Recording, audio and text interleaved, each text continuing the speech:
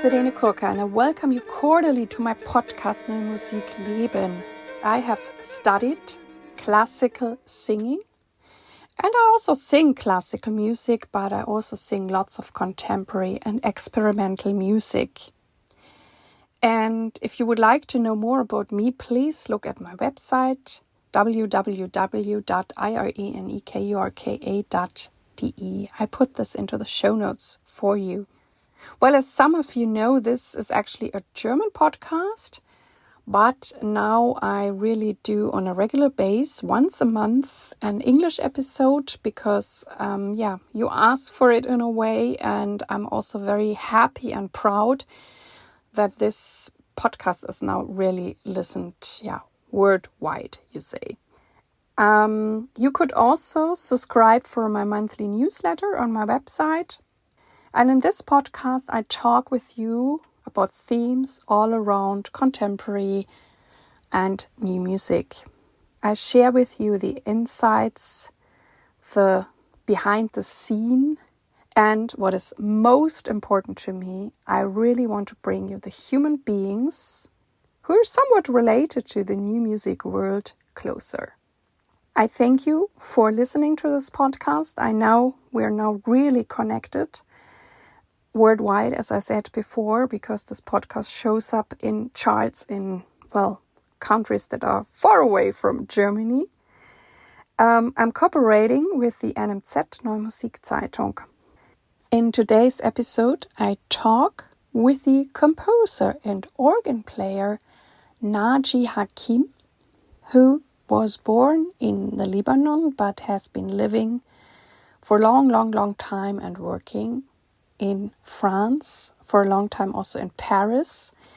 And you will find about his exciting life in this episode. So please enjoy the interview with Naji Hakim.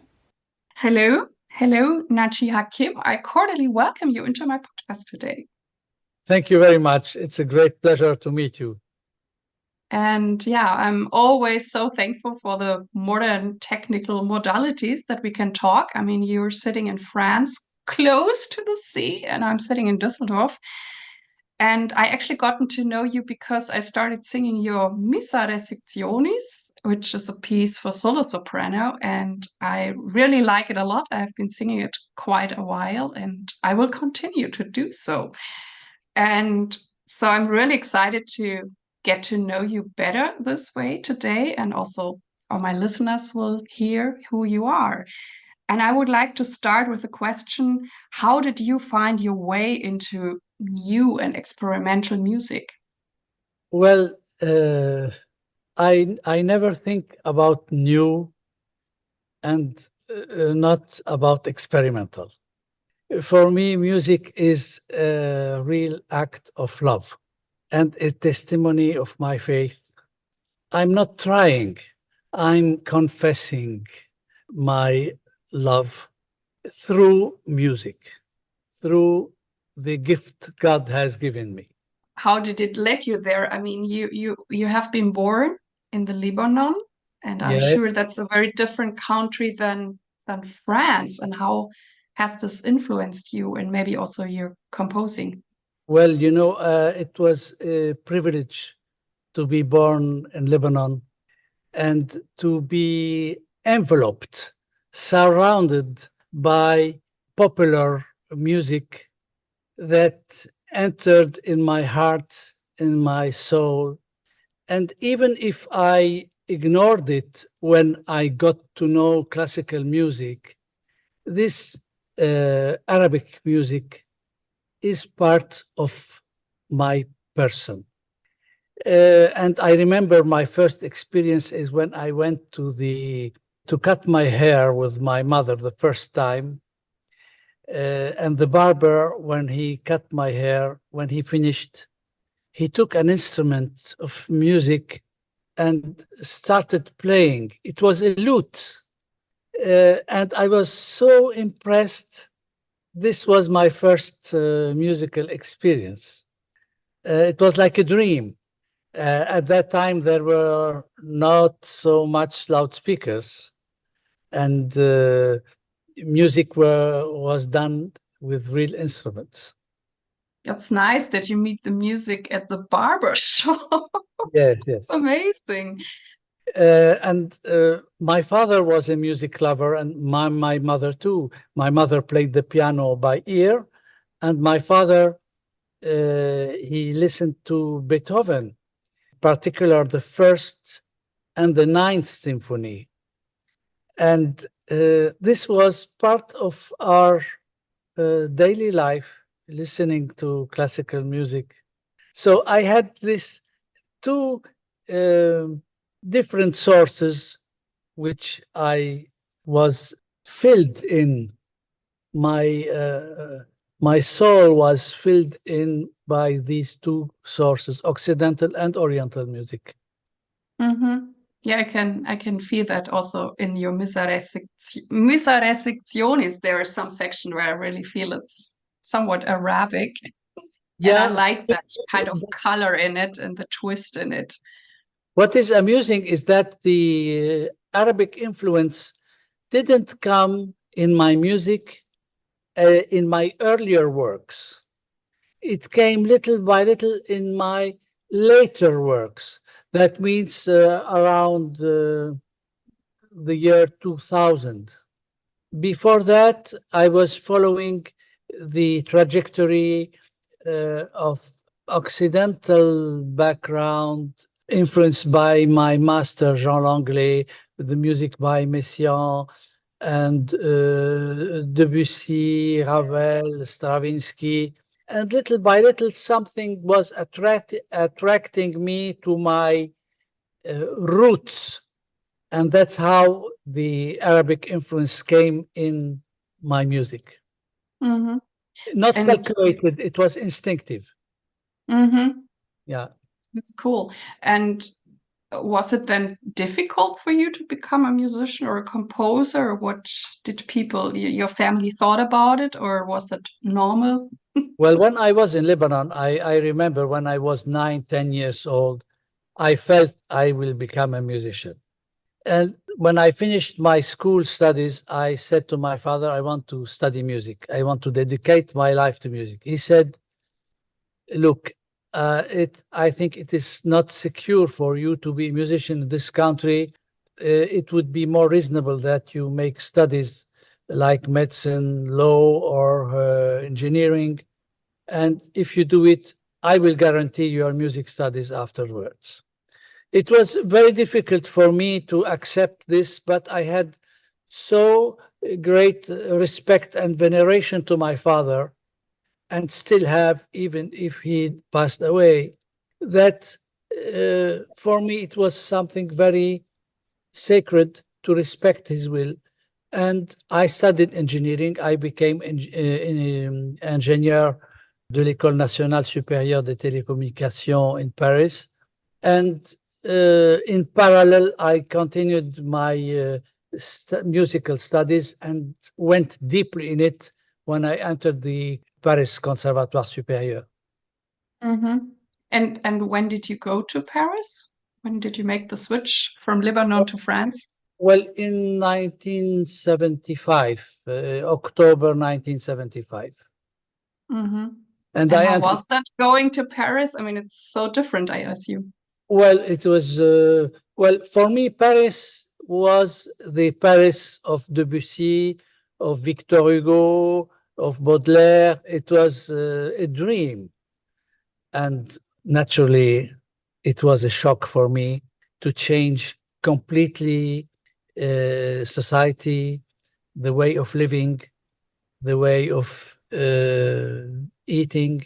It was a different culture, but I entered in it and I loved it, and I became French. It's part of my person.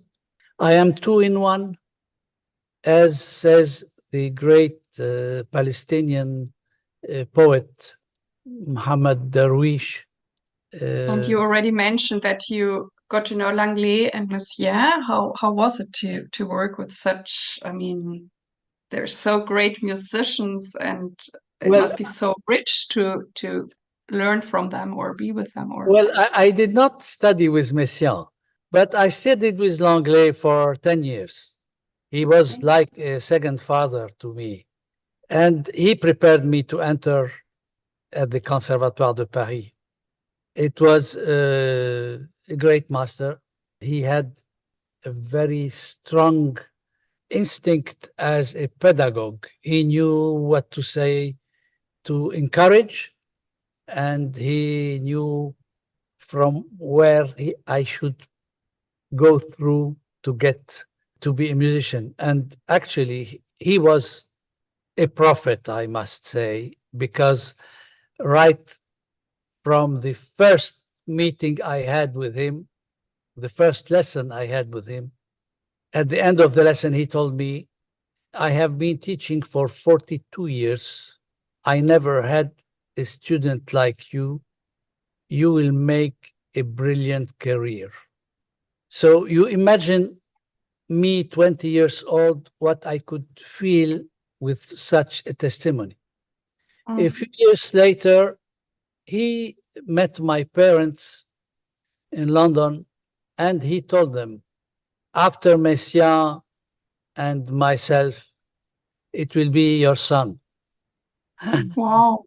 It was very amusing, but because I succeeded Messiaen at La Trinité and I followed the steps of my master Jean Langlais to become a composer. Yeah. I mean, you have done so many great things as a composer and as an organ player. I mean, you played at the great big churches in Paris also for a long time. Well, it was a benediction that I became organist at Basilique du Sacré-Cœur, especially Mm. where the organ was mysteriously beautiful. It was a consecration for me, and if I get to heaven, I will meet again the organ of the Basilique du Sacré-Cœur to play for the glory of God and echo the voices of the angels. Yeah, yeah. Well, the thing that also stick out for me, I mean, singing your Missa, but also I looked at your repertory and there also is a Magnificat that you actually use those Christian texts and you compose them. So how does this now fit all together with your background? You know, I had distinctions, including a distinction from the Pope Benedictus. And a friend of mine wrote to me yesterday, I hope you'll get another distinction. I told him, look, baptism is the distinction which is most important for me. And I hope that at the end of my life, I would I would have deserved it. So all my life, you know, is and should be an act of faith and love. And I am Catholic and I have a special devotion to the Holy Mary, Mother of God. And I have written many works inspired by this devotion. And many of my works are inspired by my faith. Mhm. And did this phase came when you came to Paris or was it there before? Well, what many Occidental people ignore or forget is that Christianism was born in Palestine, Mhm. the Middle East. There is important Christian faith and community in Lebanon. And I grew up as a Roman Catholic. Okay. So, and I had the chance to be in a school, in a Christian school, Christian Brothers School, which was called Collège du Sacré-Cœur, Oh, as how if nice. preparing me for the Basilique du Sacré-Cœur. Uh, Really, yes. yeah, yeah. So this was really part of my life to live as a Christian. Actually, as Muslims, to live in the presence of God at every Hmm. single moment. Yes. Yes. And I mean, you have been composing for the human voice, as I mentioned, this one piece. How is it for you to write for the human voice? Do you sing yourself? Well, I used to sing when I was younger. I sang in a choir, but I didn't have the. Once I became organist, and especially organist at Basilique du Sacré-Cœur, I was so concentrated on my playing the organ that I was making the organ sing, because the most the most poetical instrument of music is the voice, and all the other instruments are trying to get to this elevation, to get to this expressivity of the human voice. Mm-hmm. So I had opportunities to write through commissions. Sometimes I was inspired. For example, I want to quote my Trois Noël for choir a cappella. These were written after I had written a violin sonata, for violin and piano. Each of the three movements were based on a Christmas carol. Then I said to the curé of the Church of La Trinité, who was a very good friend of mine, Père Yves de Boisredon, I asked him, would it be possible to premiere this piece in the church? He said, oh, but of course, we can make 3 concerts and you can organize a whole program around it. So I calculated the program and had the idea with a student of mine who was choral conductor to write 3 arrangements of these 3 Christmas carols, and that's how I wrote the Trois Noël. So it seems for you easy to write for the human voice, because I also sometimes hear from composers that they find it somehow difficult to write for the voice because it's so emotional or whatever it is. To be frank with you, every single work is difficult to do. Okay. Yes, there is tension, psychological tension, concentration. You have to imagine, even when I write for organ, I never compose on the organ. I do it on the piano. For me, the piano is the king of the instruments. I disagree with Mozart, who considers organ as the king of the instrument. For me, the piano, because with the pedal of the piano, you can dream of all the orchestra, you can dream of every single instrument, and the piano has expressivity which the organ has not. It has a different way to get to expressivity, but it's not the same as a note on the violin or on the piano or with the human voice. And you also have been teaching a lot in the past, you told me. How was that for you then to pass on all your wisdom and experience? It's all is the same. There is one art, In life, there is only one art. It's the art to love. And whatever activity you do, it should be done with the heart. Whether painting, making music, speaking, teaching, it's a communication. Art is a communication. So it's a different communication to teach. And I had great pleasure teaching. I taught in a school for very young children. And then I taught in a conservatory in Boulogne, where I taught analysis. So the contact with the students was very enriching. I think in a reciprocate way. And I learned a lot from teaching my students, as they inspired me to open scores which I would not have opened if was not a teacher. Mhm.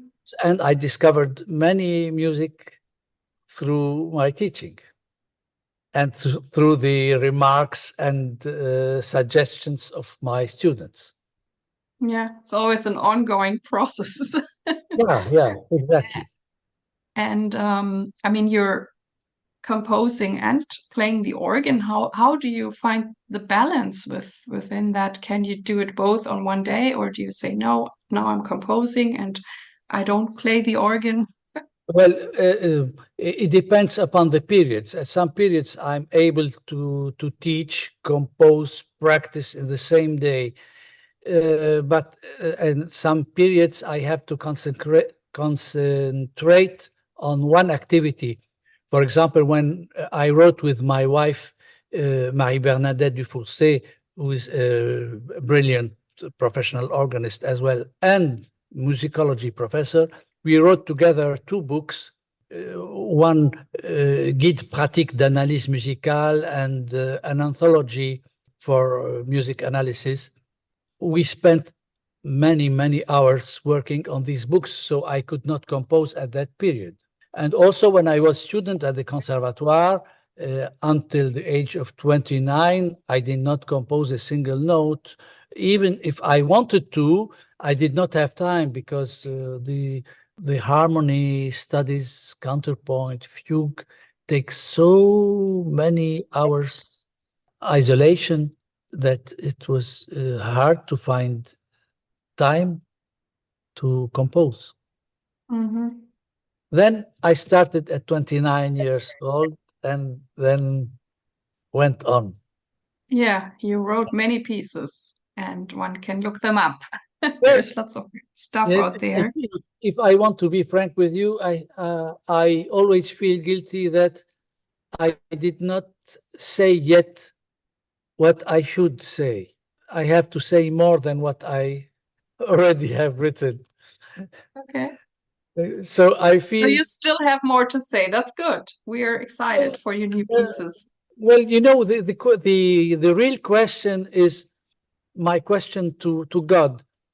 Speak, your servant is listening. What do you expect me to do more? I'm at your service and I'm happy to do this until my last breath, whatever it will be. How would you describe the music life in Paris?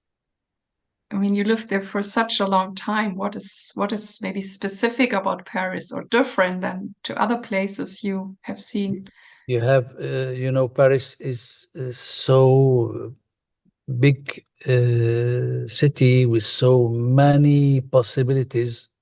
But I must say that as a church organist and a teacher, it is similar to a religious life, which means that I'm dedicated to my teaching, to my family life, and to my work as a composer and a concertist myself.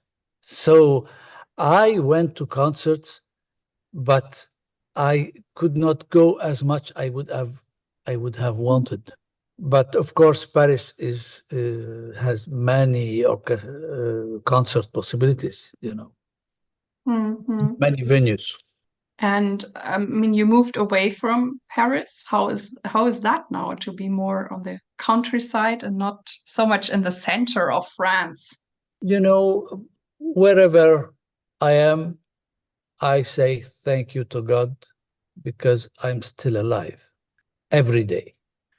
So I'm happy where I am and I don't regret. I say thank you for the past, but I say thank you for the present, and my arms are open for the future. And I have the chance here to concentrate more on composition. And since I'm retired from teaching, I have more time to dedicate to my wife and children and grandchildren. Mm. So how does a day in your life looks like? How do you structure it? And I'm curious. Yeah. Well, it is not like Hindemith. I don't have the same discipline I Hindemith, but I'm very hard worker. I work very, very, very hard. And my wife calls me sometimes Duracell. You know Duracell, the batteries. Mm-hmm. Yes, that We had an advertisement on that. I don't know if you had the same with the rabbits that are. yes, exactly. We That have is that too in France. Okay. yes, yes, exactly the same one. Yeah, yeah. So she's impressed that I don't stop. I go. Well, she said you should stop now. You have to eat to. So Yeah, I you're I excited and have the energy. well I yes I have energy, but as as everybody, my body sometimes say stop. Mm. You have to relax. Mm-hmm. Yeah. And are you a very structured person, or you just go more by the flow? No, no, no, no. It's very order. I order is something very important in my whether performing work or as a composer. I make sketches, then I make draft, then I make inking down, and a few years ago, I started to write to replace the inking down by working with the computer with Sibelius program. Yeah. But everything should be ordered, otherwise it's impossible, you know. I remember my orchestration teacher saying, if you leave just one mistake in the score, you have to calculate that when it will be played by the orchestra, one mistake is nothing much, but the time to correct the mistake is 1 minute. But 1 minute multiplied by the number of people in the orchestra, it makes 1 hour. You have to pay this hour. Mm-hmm. Yeah. Yes. So I'm very fussy about having things written as perfect as possible. It is never perfect, but as much as possible, not leaving mistakes. So proofreading and proofreading again and Mhm. again. And the interpreters will be very thankful to you. Yeah, I hope so. I hope so. Yeah. Otherwise, we have to do sometimes the work and Yeah, figure out the mistakes and. uh, you know, it's like, you know, the first symphony by Arthur Honegger. If you the music is very inspired, but if you take the orchestral score, there are no dynamics indications at all. So how the orchestra is going to do? The answer is that the conductor has to do everything. Yeah. Ah, yes, there is a great work which should be done by the conductor. Mhm.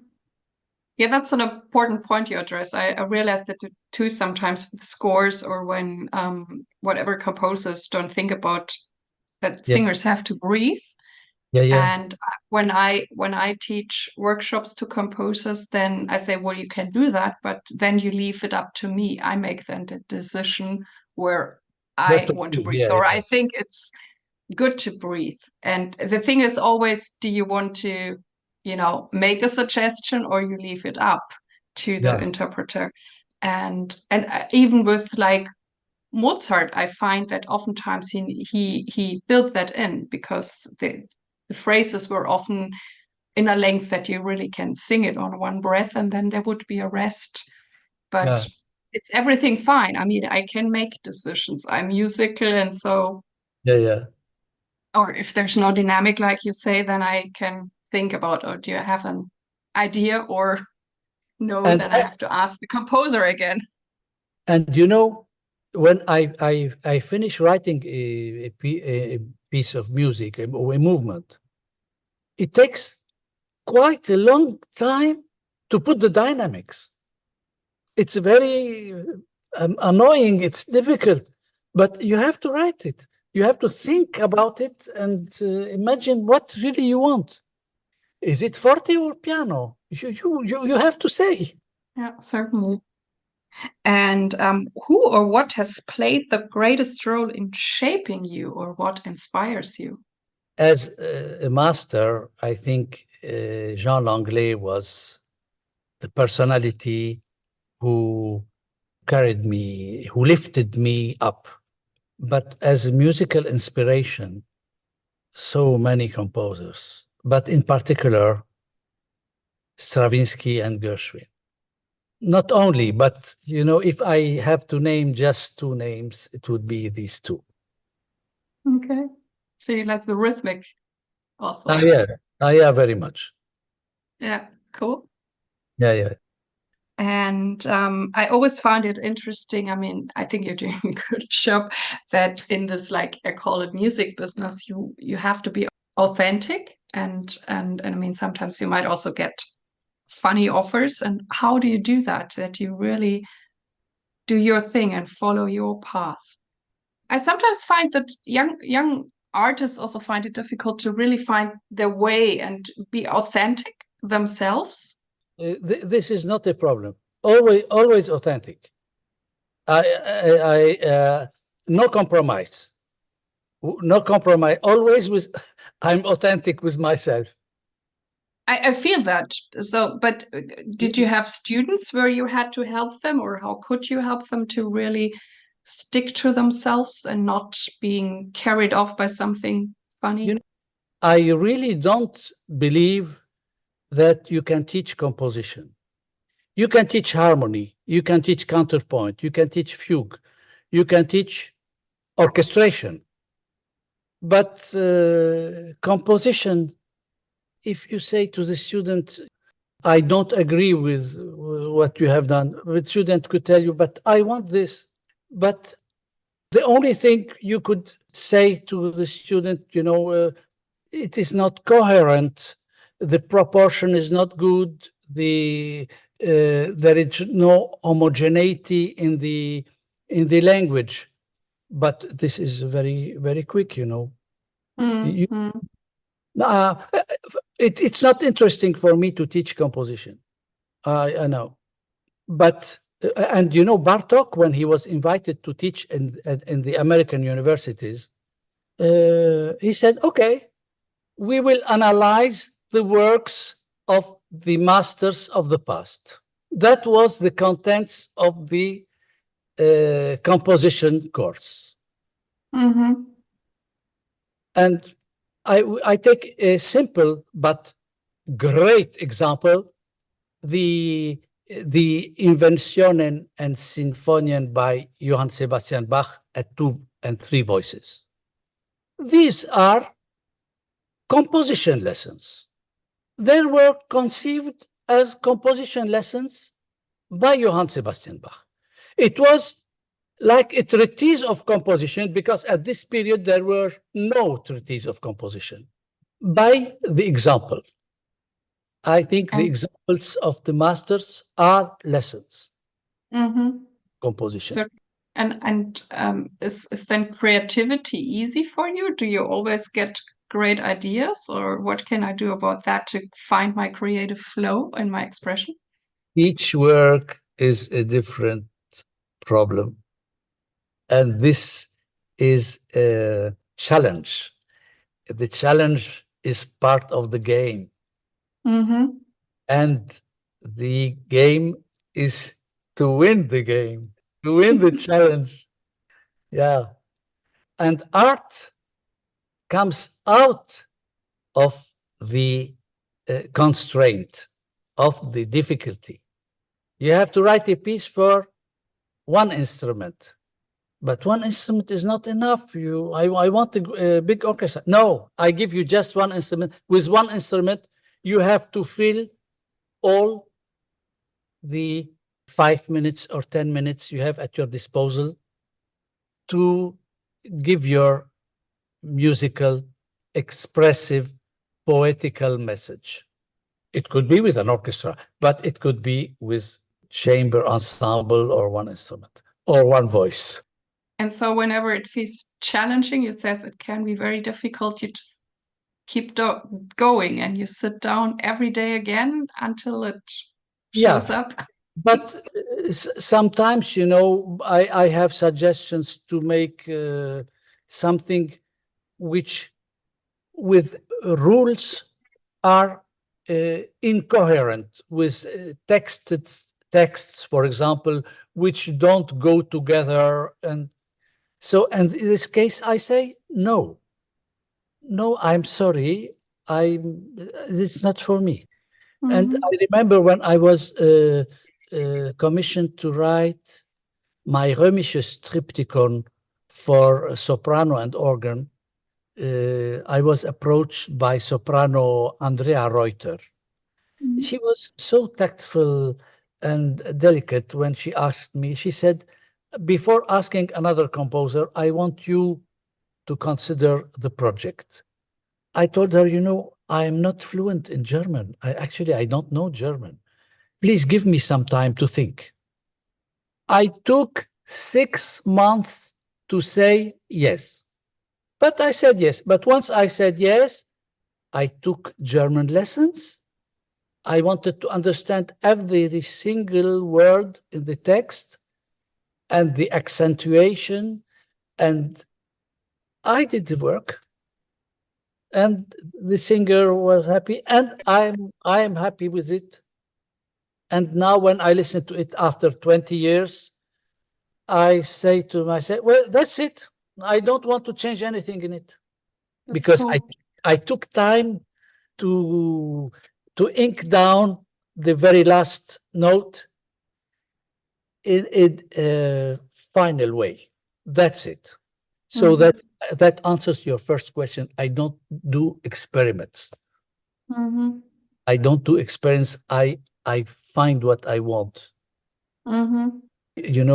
If I want to offer you a flower bouquet, I don't do an experiment. I choose a beautiful bouquet of flowers and I offer it to you. I'm sorry, I cannot do it now. Well, it's, you pronounce it very good, the Römische Trichtichon, which is not an easy word. And you obviously are very talented with languages anyway. Seems like... I speak a few languages. Yeah. You're quite fluent. That's really amazing. And also that you thought it through if you really want to do this piece. But I guess when you said, okay, I'm doing it, then you probably already have composed it in your head, or didn't you?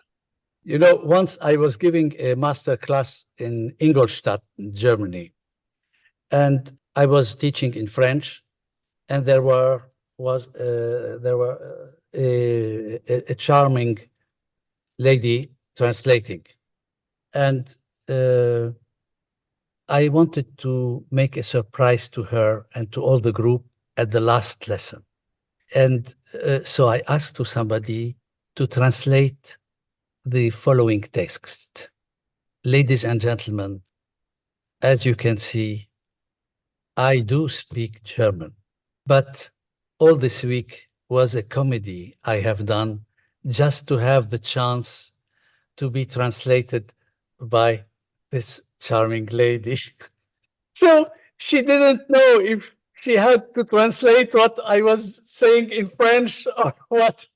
Yeah, but obviously you were fine with her. You didn't correct her. I would have wanted to be a comedian as well, Really? Oh, yes. But you cannot do, I couldn't do more than being a musician. And are there other pieces by you that have a kind of something humoristic in it as well? Well, I think so. So. I wrote a piece called Carnaval, a piece for organ called Carnaval, based on a Basque dance, actually from Navarra. And it's very happy, very, very joyful. That's cool. Yeah. Well, I really enjoyed talking to you. And yeah, you're far away. Hopefully, one day we also meet at some point. And we are actually at our last question for today. And my last question is, which tip would you like to give young artists? It's so easy. Love and do what you want. This sentence is not by me, it's by Saint Augustine. Love and do what you want. It was a great pleasure meeting you and talking with you. It was a great pleasure for me too. This was the interview from today. I hope that it inspired you. And please send me your emails, send me your feedback, because I love to interact with you. Thank you very much that you tuned in with me today. I really, really hope that you liked it. And please tell your friends and colleagues about this podcast. I thank you very much. I wish you all the best. Live your music, live your life, and see you next time. Yours, Irene.